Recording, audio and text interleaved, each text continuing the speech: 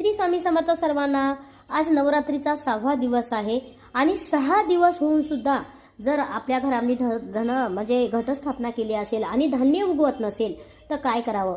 जर तुम्ही धान्य उगवत नसेल त्याचा पेशंट मी व्हिडिओ टाकलेला आहे, खाली दिलेल्या लिंकवर तुम्ही क्लिक करा। पण धान्य आपल्या घरामध्ये आता घटस्थापना होती तेव्हा या धान्याला दररोज आपल्याला धान्य पेरतो आपण, तर त्याला पाणी घालावं लागते। पाणी घालण्याची योग्य पद्धत कशी आहे हे या म्हणजे शॉर्ट व्हिडिओमध्ये मी टाकणार आहे। आता इथं मी ग्लास घेतलेला आहे आणि हे शुद्ध पाणी आहे।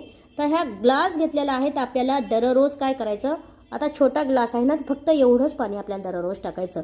म्हणजे कमीत कमी असे छोट्या आपला कप असतो तर कपामध्ये एवढं पाणी आपल्याला घ्यायचं आणि पाणी डायरेक्ट ग्लासानं किंवा तांब्याने न टाकता आपल्याला काय करायचं, असा हात घ्यायचा आणि असा हातावर पाणी घ्यायचं। हे बघा, असं हातावर पाणी घेऊन सगळीकडे आपल्याला थोडं थोडं टाकायचं। परत आता असं थोडंसं हातावर घ्यायचं।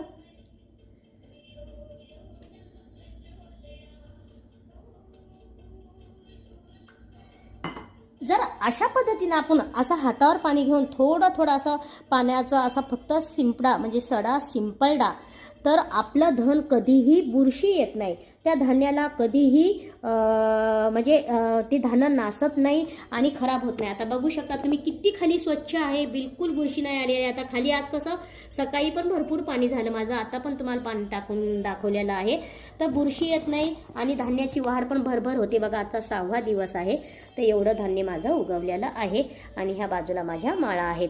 तर असं धान्यामध्ये पाणी टाकण्याची पद्धत साधी आणि सोप्या पद्धतीनं फक्त हातावर घेऊन थोडासा शिंपडावा द्यायचा आपल्याला।